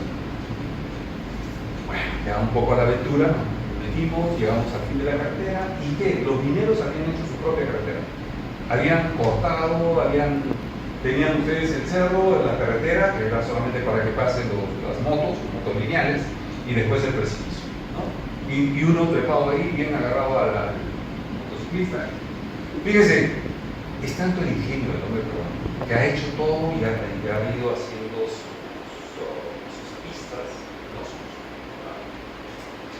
sequías y utilizando la madera del lugar en donde había una especie de paredes, ¿no? Que corría agua para que no destruyera. Yo decía, hay tanto ingenio en esta gente que si nosotros planificáramos las cosas y aprovechamos ese ingenio, en realidad podríamos hacer algo mejor, no esta destrucción que están haciendo. Bueno, pero la sorpresa no quedaba ahí. Entonces, seguíamos ahí avanzando hasta que llegó un cerro. Y yo digo, ¿y ahora cómo vamos a pasar ese cerro?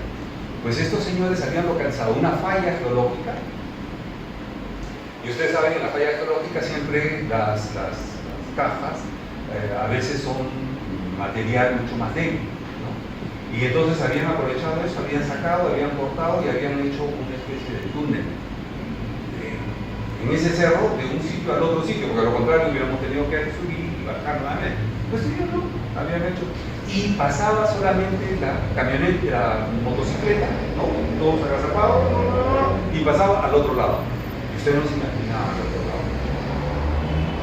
40.000 personas, era poco, metidos en la madera, ¿no? Y lo que hacían es tirar abajo, sacaban el oro, todo lo demás, tiraban los residuos, y abajo en el río tenían los llamados playeros, ¿no? Los playeros son aquellos que derivan el agua del río, todos esos sedimentos los hacen pasar por unos compartimentos de madera. Yo decía, pero hay tanta técnica aquí. En realidad es desperdiciar, ¿no? Esa capacidad que tiene el hombre, pero habían hecho compartimentos, entonces hacían pasar el agua con los sedimentos y los iban sedimentando el agua, y después soltaban el agua.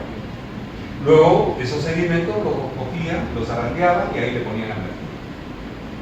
Y tenían oro, ¿no? Y solamente en las playas, ¿no? Pero utilizando el residuo que venían. Entonces yo decía, pero si los organizamos, si le decimos que no utilice mercurio, ¿no? Con una técnica podría aprovechar. Y si vamos allá y le decimos organícense, que los formalicen, podríamos tener un territorio que está siendo utilizado y decirles encima, oye, pero vas a sacar oro, pero ese oro se va a terminar porque es un recurso no renovable. Y cuando se termine, ¿qué vas a hacer? Entonces, el dinero que vas a ganar, inviértelo en tu ganado, en tu agricultura, levanta técnicamente, mejora la carretera o... Mira, hay tantas cosas que se pueden hacer, ¿no? Pero no, pues, van ahí, caen en manos de delincuentes y cosas por el estilo, les roban, cuántos asesinan, quitan el oro. Es que falta de gobierno en ese asunto. Entonces, sí, es la minería ilegal e informal es un problema bastante complejo, como les decía en el primer momento. Y fíjense, no es exclusividad del Perú. Lo tiene Brasil, lo tiene Bolivia, lo tiene Perú, lo tiene Ecuador, lo tiene Colombia, en Venezuela también tiene. Ahí está la Guyana francesa, pero la Guyana francesa también tiene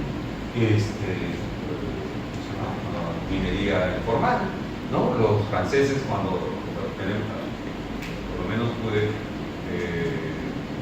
concretizar un convenio entre Minan y el Bergen, la oficina de minería de Francia, que es una oficina, fíjense, esa oficina curiosamente desarrolla conocimiento y el gobierno francés le dice, bueno, quiero legislar en el tema ambiental y necesito información.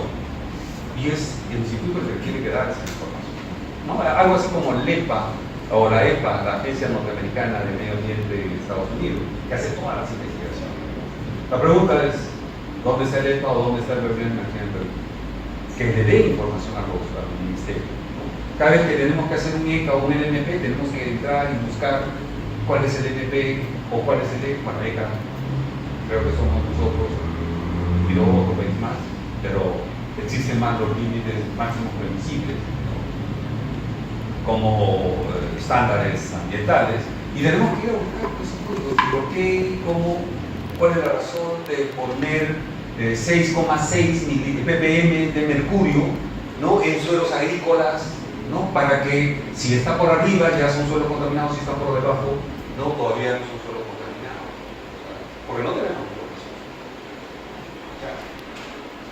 Bueno, pero tenemos ahí estas actividades que no son ajenas a otros países.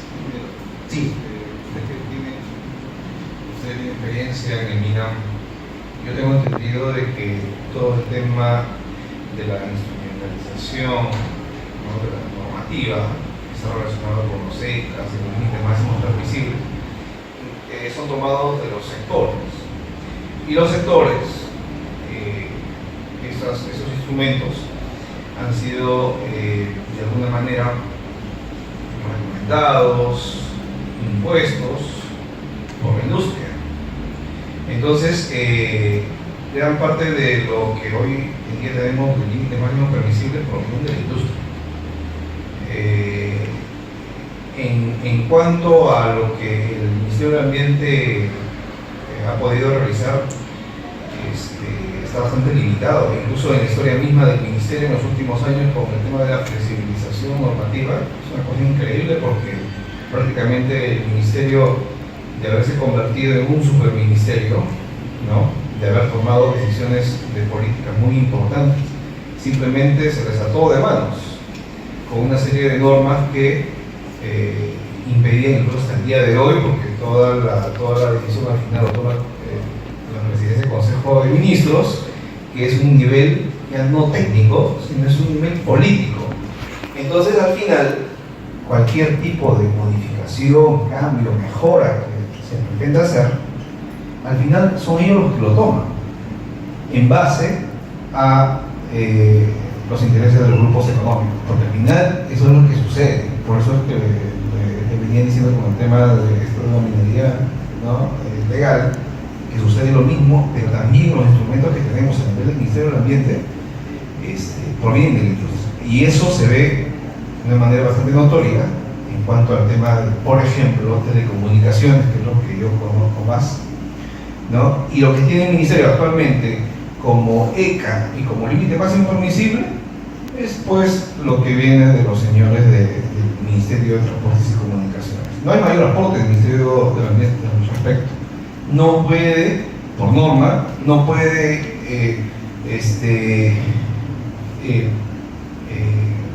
crear nuevos límites desde un punto de vista preventivo, precautorio, porque tiene que pasar primero por la vista de la Presidencia del Consejo de Ministros. Entonces, esa es la realidad en que vivimos actualmente, y usted, si nos puede dar una perspectiva sobre el tema. Bueno, mire, la experiencia con el ECA es donde participé. En realidad, el proceso es que el MINAM propone, pero el MINAM tiene que tener todas las evidencias. ¿Por qué? Porque, por ejemplo, en el caso de ECA para suelo, nosotros tuvimos que apoyarnos en la experiencia alemana, la experiencia mexicana, por eso hay mucha semejanza con la mexicana, la canadiense, ¿no? Y vinieron especialistas, incluso visitamos estos países para ver la instrumentalización que ellos habían hecho al respecto, ¿no?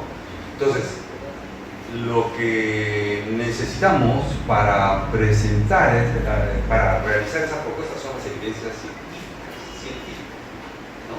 Entonces, cuando decimos, ok, 6,6 ppm, es porque ese punto, ese nivel ya genera un problema, o por arriba, ¿no?, genera un problema en el hígado, en el cerebro, o es cancerígeno, etc. O sea, es esa la información que tenemos que manejar para poder proponer. O sea, la propuesta del MINAM sale elaborada y se consensúa con los sectores. Ahí sí le doy toda la razón. Los sectores me dicen, no, pero ¿por qué vas a poner esos límites que es muy exigente, que no sé cuánto? Esto está amparado por la base científica y hay normativas internacionales que ya la están tomando, ¿no? Entonces no es una cuestión de que se nos ha ocurrido y nosotros queremos ponerle problemas, ¿no?, o piedras en el camino a la industria. No, eso es con evidencia científica. Entonces hay todo un trabajo que se hace, ¿no?, de información. Y lo que sí me dolía era que uno recurre a las universidades nacionales y están vacías cuando hay esa información. No hay. Para poder ampararnos y decir, no, pues oye, sí, la universidad tal tiene toda esta base de información sobre nuestro suelo, sobre nuestra realidad, ¿no? Y esto es. ¿quién va a negarlo? ¿No? Si es que se han hecho trabajos científicos en nuestro país, con nuestro suelo, nuestra realidad, ¿no? Y con nuestra gente, ¿no? O ensayos con animales para ver si son cancerígenos o no. Pero eso no lo encontramos. Entonces, el proceso es eso. Se elabora, se consensúa, hay discusiones. Ahí sí es un trabajo que hay que discutir con cada uno de ellos, no, pero es esto, muestran la evidencia por la cual tú dices que debería estar mucho más alto, ¿no? Y es toda una discusión, ¿no? Con los sectores, después reunirnos, ¿no? Y después sacarlos, y una vez que ya está consensuado, que sale. Claro, sale la norma con toda la participación de los involucrados, ¿no? Y curiosamente, el problema que se tuvo con el SO2, que se bajó a 20 ppm, sí se reconoció que se había sido muy exitoso, porque comenzamos a ver toda la parte en agua, la parte internacional y el nivel. O sea, ¿qué pasó? ¿Por qué lo bajamos a la canasta? ¿No? Entonces ahí se tuvo que cambiar. Pero no es cierto, fue una presión porque alguien dijo, oye, a ver, ya, ustedes que trabajan con evidencia, denme evidencia de que ese nivel es el que se está tomando internacionalmente, ¿no? Entonces, es un trabajo de ida y vuelta, pero que tiene que tener un trasfondo científico, ¿no? Es muy importante. Ahora, que hay presión, siempre va a haber. Siempre va a haber presión. O sea, todos los sectores siempre están diciendo, no, porque sí, porque esto, porque no, ese nivel, pero tenemos que remitirnos a la parte científica, definitivamente. Entonces, una vez que está la norma, sale por decreto supremo y con el decreto supremo ya tiene, digamos, todos los sectores se ven involucrados para participar. No es una resolución ministerial, porque si es una resolución ministerial, pueda que los sectores digan, bueno, pues, pero es tu ministerio, es para que ustedes lo cumplan, ¿no? No, este es decreto supremo, que es una ley que está por encima de las relaciones, de las resoluciones, ¿no?, ministeriales, sectoriales, y por lo tanto es de competencia de todos, ¿no? Y todos.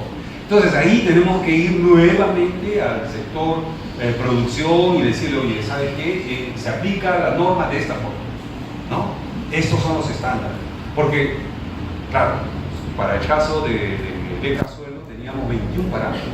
Y lo primero que decía, ¿qué? Vamos a hacer los 21 parámetros, vamos a analizar 21 parámetros, ¿cuánto dinero vamos a gastar?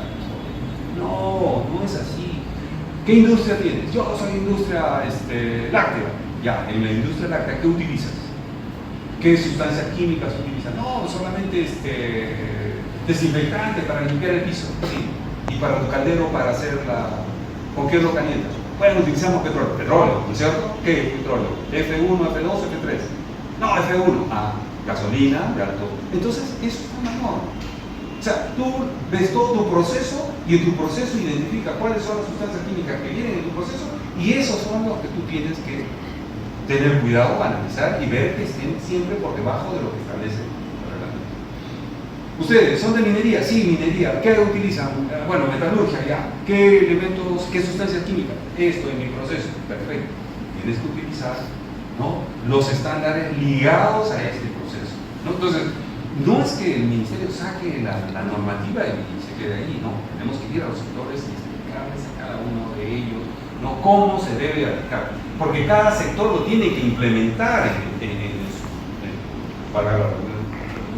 en su sector. Y él es el administrador y debe saber inducir a sus administrados en cómo se aplica la normativa, ¿no? Por lo menos esa fue la preocupación constante de nosotros. Por eso íbamos constantemente a los sectores, discutíamos con ellos, con los técnicos, para que ellos entendieran cómo era la aplicación y el por qué la necesidad de establecer esos límites, digamos, para que no tuviéramos problemas ambientales a partir de la actividad que ellos desarrollaban. Esa es la parte importante que desarrollamos.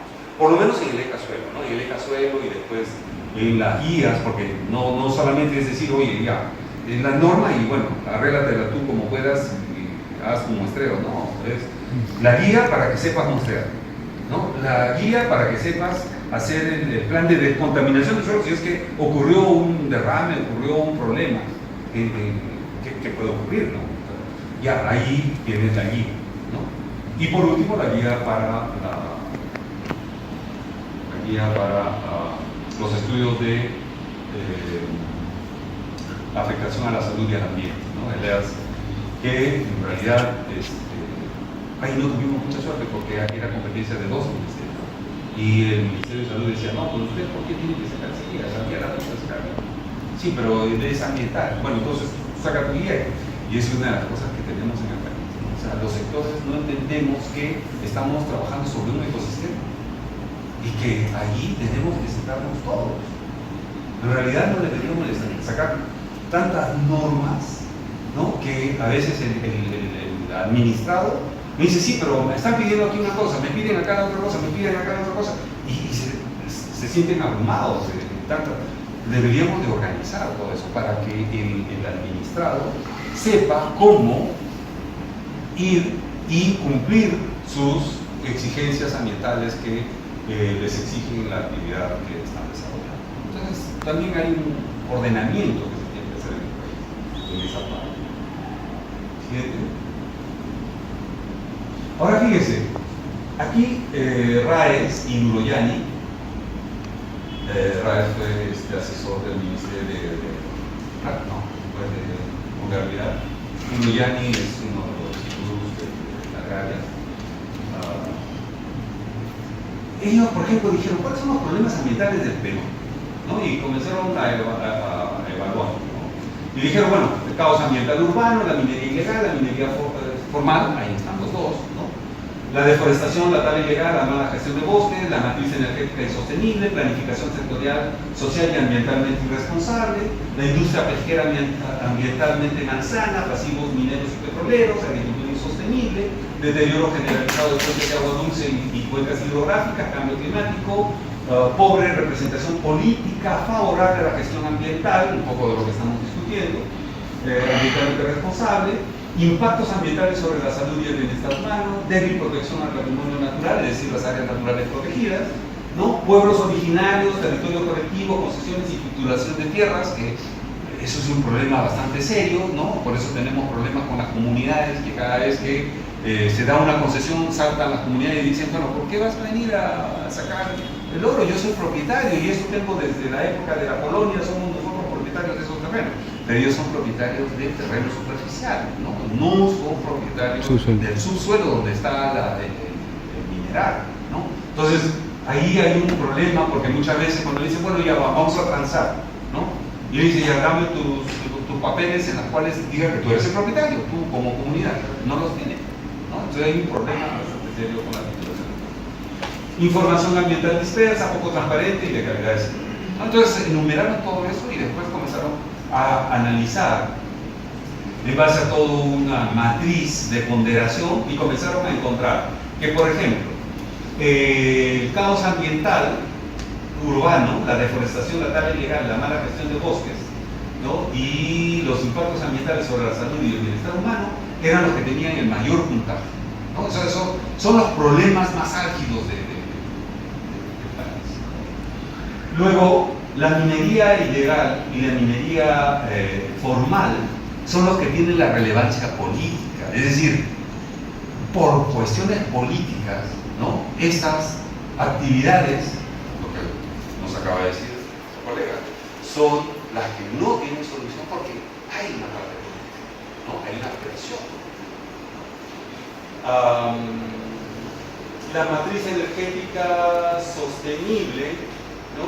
Y la débil protección de nuestro patrimonio natural serían los que tienen la mejor oportunidad de solución, ¿no? Es decir, esos problemas ambientales, como si podríamos atacarlos más rápidamente y solucionar el problema ya, ¿no? A la planificación sectorial, social y ambientalmente irresponsable, la pobre representación política son los problemas que tienen una extensión bastante amplia de su impacto, ¿no? O sea, en realidad involucra gran parte del territorio nacional que está con problemas ligados a la planificación sectorial, social y ambientalmente responsable, ¿no? Así como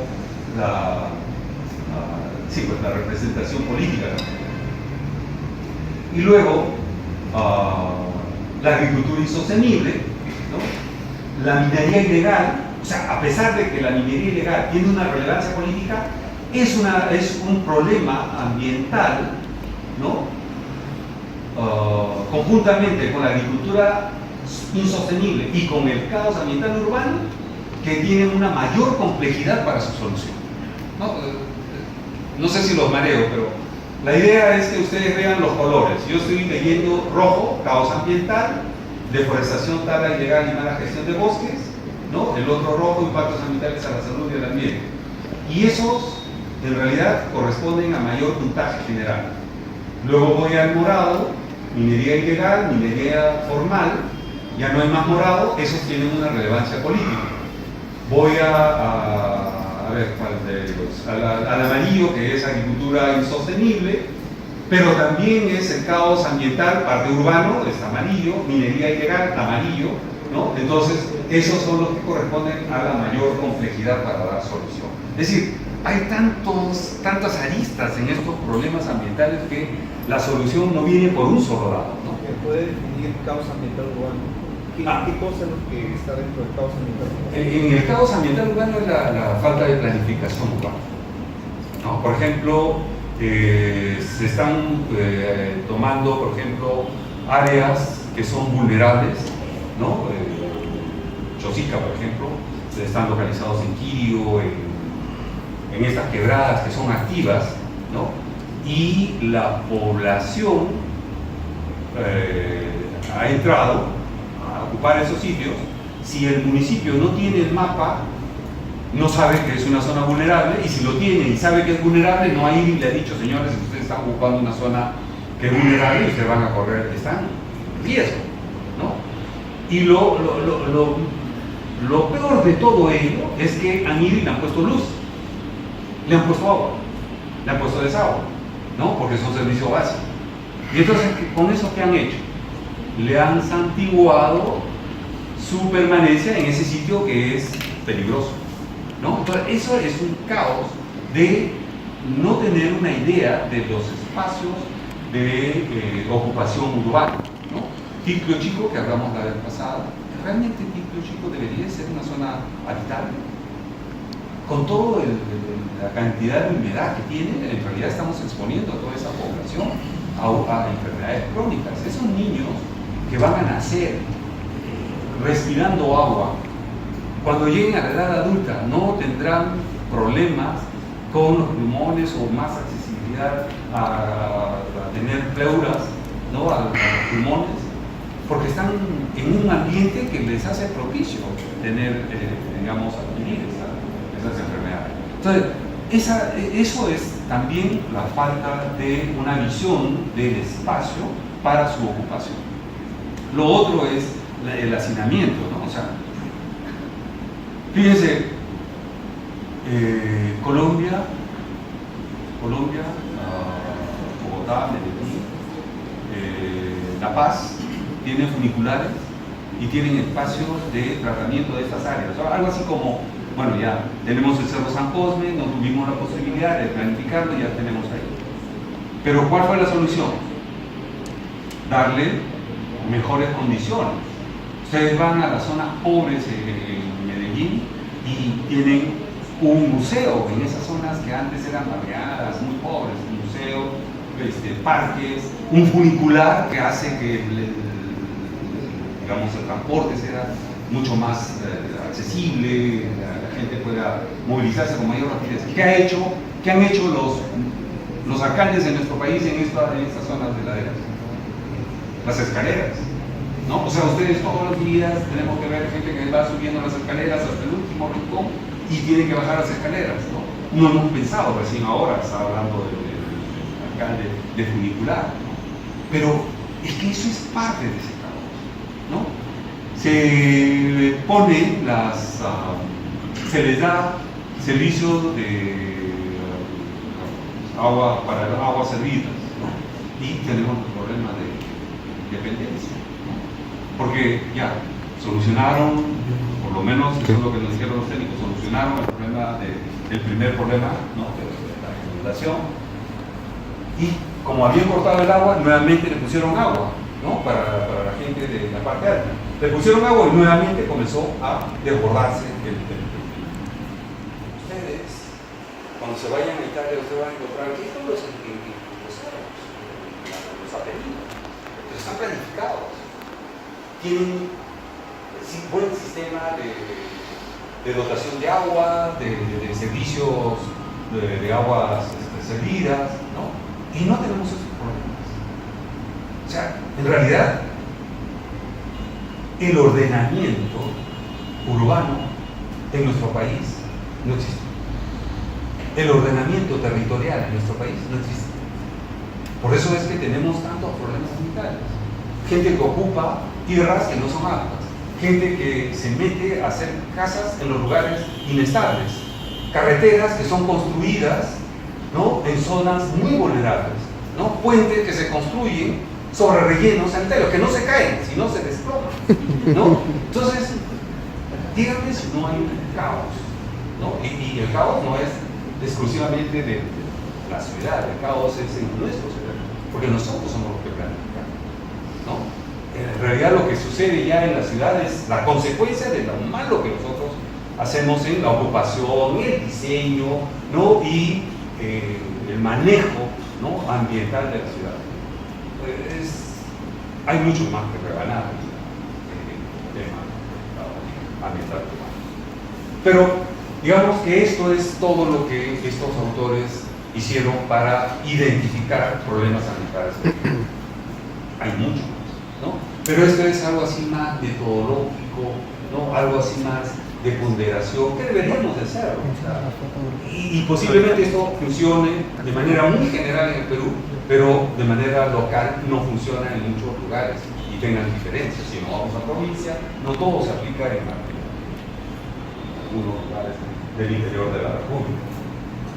¿Sí? Y bueno, ahí sí podemos ver el tema de la contaminación de minas abandonadas, pasivos ambientales. Vean ustedes, no todo el país está, algunos lugares sí tienen mayor concentración, Cajamarca tiene 20, 133 en Ancash, ¿no?, 60 en Lima, 51 en Junín, Ayacucho tiene 69, problemas ambientales. Y son problemas que generan conflictos sociales, ¿no? Por eso, entren ustedes a Defensoría del Pueblo y vean todos los conflictos socioambientales que están ligados a problemas mineros, problemas de industrias, problemas con la población y con sus recursos, ¿no? Ellos recogen y van haciendo. Lo curioso es que cuando les digo, pero ya ustedes hicieron y han hecho seguimiento, ¿por qué no siguen haciendo el seguimiento? Porque el informe de Defensoría del 167 es solo de actividades mineras, es un trabajo muy bueno, ¿no?, que ha hecho la Defensoría del Pueblo. Y me dicen, no, pero es que no es vinculante. ¿Cómo que no va a ser vinculante? Un trabajo tan bueno que han hecho y no es vinculante, no. Y primera noticia, que voy a seguir entrando para saber cómo un trabajo de Defensoría del Pueblo no puede ser vinculante si ha agarrado a los sectores de derecho. Minan, ¿qué has hecho para la minería informal? Minen, ¿qué has hecho para la minería informal? ¿No? Y debería de ser vinculante porque es un documento que descarna todo lo que está sucediendo en el país, ¿no? Y a partir de eso es que nosotros elaboramos un programa presupuestal para poder atender este problema de la minería informal. ¿Sí? Ya terminamos. Bueno, aquí un poco para que vean ustedes los contaminantes físicos, ruidos y vibraciones, tensión térmica, radiaciones ionizantes, radiaciones no ionizantes, ¿no? Clasificación de los contaminantes químicos, gaseosos, líquidos y sólidos, ¿no?, como los óxidos de azufre, los alcoholes aldehídos, aceite mineral, asbestos, asfaltos, aluminios, cadmio, cobre, plomo, etc. En fin, todo esto está ligado a las actividades industriales, a las actividades que de una u otra manera están ligadas, pues, al uso de los recursos naturales y a la producción de bienes y servicios que nosotros utilizamos y que también los exportamos, ¿no? Una consulta. Sí. ¿Por qué el MINAM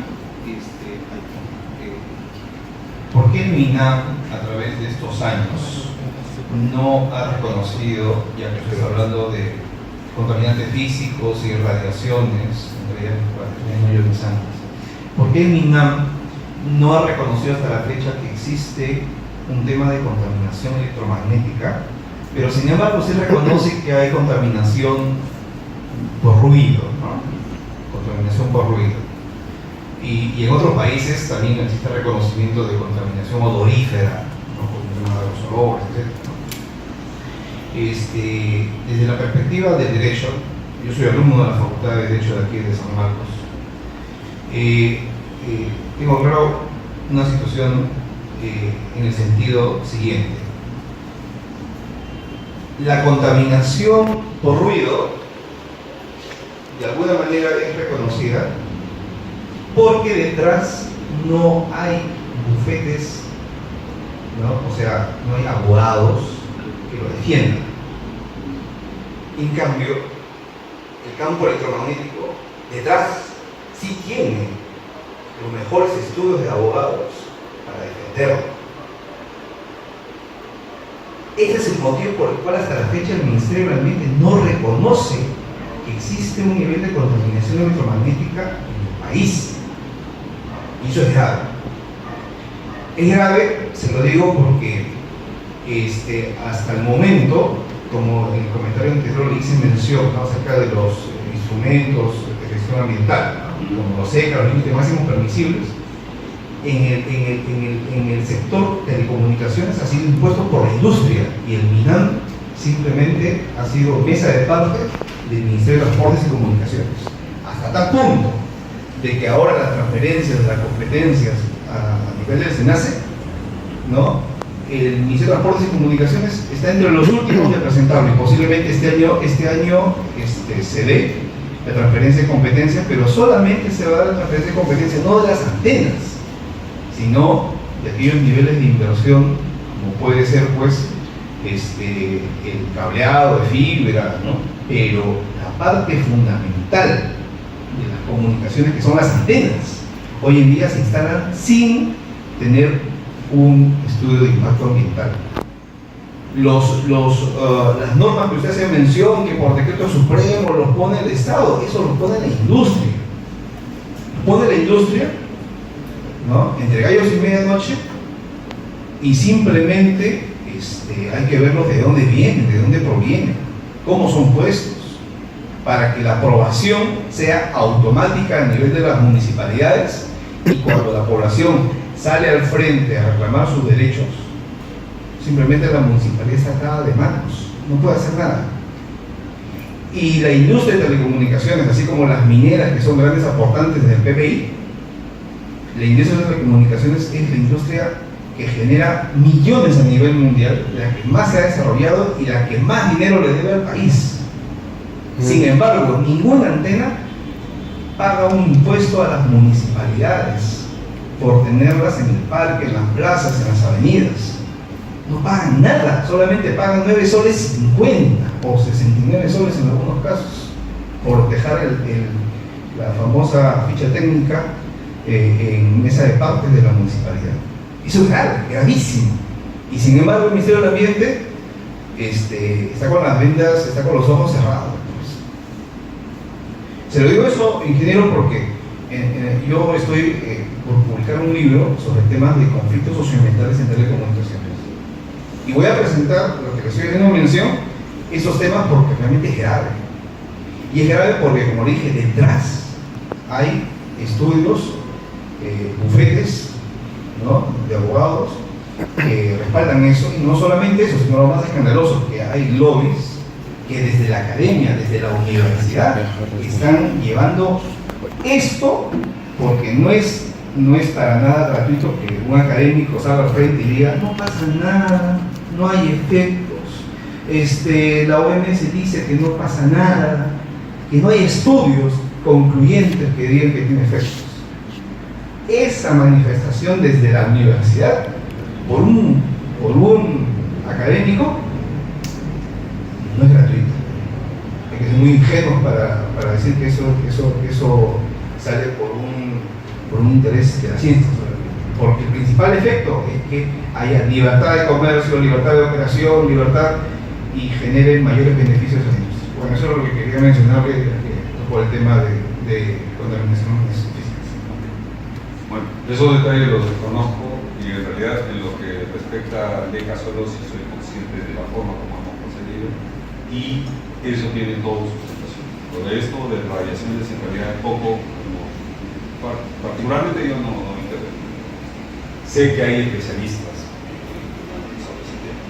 Uno, después no sé cuántos más están tomando esto, ¿no? Pero bueno, pero sí, queremos que esto, en realidad, por el bien del país, se regule, ¿no? Y sobre todo que es recurso natural de ese dinero. Entonces, que alguien nos esté drenando. Para mí, todo el mundo debe pagar sus impuestos. Telefónica no debería de estar, porque yo pago cada año que doy, ¿no? Me cobra nacional, y sin embargo ahí vemos en televisión, ¿no? En los medios de comunicación que Telefónica debe millones al Estado, pero nadie se lo cobra. Bueno, hay problemas que ya escapan de nuestra. Siguiente. Creo que, bueno, problemas ambientales un poco para digamos, dimensionar lo que ya venimos hablando, pero está ilustrado, y las cantidades, en algunos casos, de deforestación, ¿no? De tantas millones de hectáreas, erosión de suelos, cosas hacia reserva, ¿no? De porcentaje, tenemos el problema de erosión. Pero muchos de estos datos en realidad deberían de ser actualizados, porque el problema no se ha detenido. O sea, no hay un trabajo en el cual podamos decir, ¿saben qué? Ya no hay erosión de suelos en tierras agrícolas, o erosión marginal, o erosión de carga, ¿no? Por eso, ese trabajo no hay una institución por el siguiente.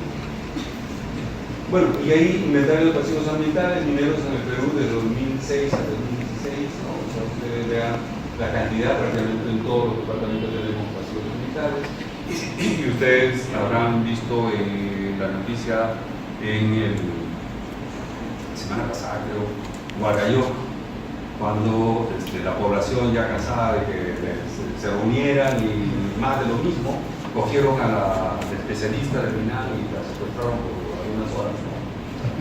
Para que ya pues llamar la atención de que, bueno, ¿cuántos años ya sí, pues? Huarayó, que en Cajamarca hay pasivos ambientales que tienen a regalar, y esa gente no tiene solución. La población se cansa de más de lo mismo. Y lo que puse ahí abajo es, en realidad es una interdicción, ¿no? Cuando conversamos con muchos de los mineros, me dicen que no hay problema, que van a hacer interdicción. Lo que hacemos nosotros es ponemos la maquinaria vieja, los motores nuevos, los que recoge, y cuando vienen, tiran las bombitas ahí, hacen como la foto y todo lo demás. Y en realidad, cuando se van, sacan nuevamente el motor y siguen trabajando. El asunto es que si eso continúa, en realidad allí hay un montón de material, hidrocarburos que se han utilizado, etcétera, que queden en el ambiente. O sea, cuanto más intervenciones nosotros hagamos, estamos nosotros también contribuyendo a dejar nuestra impronta, ¿no? En algo que queremos solucionar. Pero en fin, eso no se ve. ¿Y qué? Terminamos.